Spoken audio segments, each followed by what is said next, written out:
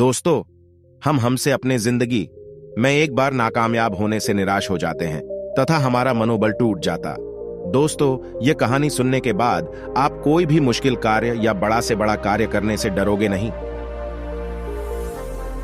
भगवान बुद्ध अपना परिवार, सगे संबंधी, सुख सुविधाएं त्याग कर आत्मज्ञान की खोज में भटक रहे थे। उनके मस्तिष्क में विचारों की आंधियां आती, प्रश्न उमड़ते और वे उनका समाधान प्राप्त करने प्रयत्नशील रहते। वे आत्मज्ञान की प्राप्ति के लिए कई स्थानों का भ्रमण कर रहे थे, कठोर जीवन शैली का पालन कर रहे थे, कई कष्ट सहते हुए कठोर तप कर रहे थे, किंतु फिर भी आत्मज्ञान से वंचित थे। एक दिन एक वृक्ष के तले आसन जमाए वे गहन विचारों में लीन थे।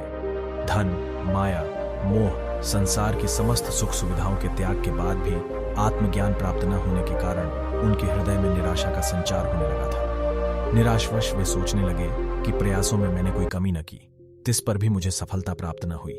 क्या मुझे आत्मज्ञान प्राप्त न हो सकेगा?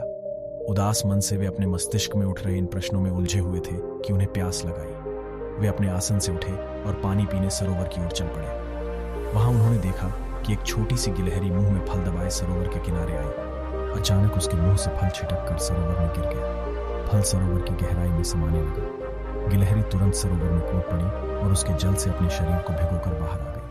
बाहर आकर उसने अपने शरीर से पानी झड़ाया और फिर सरोवर में कूद गई। ये क्रम उसने जारी रखा। वो सरोवर में कूदती और खुद को भिगोकर बाहर आ जाती। उसके बाद शरीर से पानी झड़ाकर फिर सरोवर में कूद जाती।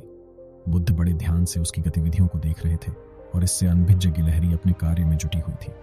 बुद्ध सोचने लगे कि इस छोटी सी गिलहरी के लिए सरोवर खाली कर अपने मुंह से गिरा फल प्राप्त करना असंभव है। इस पर भी ये बिना हिम्मत हारे पूरी आशा और लगन से अपना लक्ष्य प्राप्त करने में जुटी हुई है। एक छोटी सी गिलहरी जब निराश हुए बिना अपना लक्ष्य प्राप्त करने की दिशा में प्रयास कर सकती है, तो मनुष्य होकर मैं क्यों नहीं? मैं क्यों निराशा के भंवर में डूब रहा हूँ? नहीं, मुझे निराशा त्याग कर पुनः आत्मज्ञान प्राप्ति की दिशा में प्रयासरत हो जाना चाहिए। वे लौट गए और पुनः तप में लीन हो गए। एक छोटी सी गिलहरी से सीख लेकर वे आत्मज्ञान प्राप्ति में जुट गए। एक दिन उन्हें आत्मज्ञान प्राप्त हो गया और वे बुद्ध कहलाए। इस कहानी से हमें यह सीख मिलती है कि दोस्तों, लक्ष्य कितना ही कठिन क्यों न हो, लक्ष्य प्राप्ति के मार्ग में कितनी ही बाधाएं क्यों न आ जाए, आप खुद को निराशा के भंवर में फंसा हुआ क्यों न पाए, हिम्मत हारे बिना अनवरत प्रयास करते रहे, सफलता अवश्य प्राप्त होगी।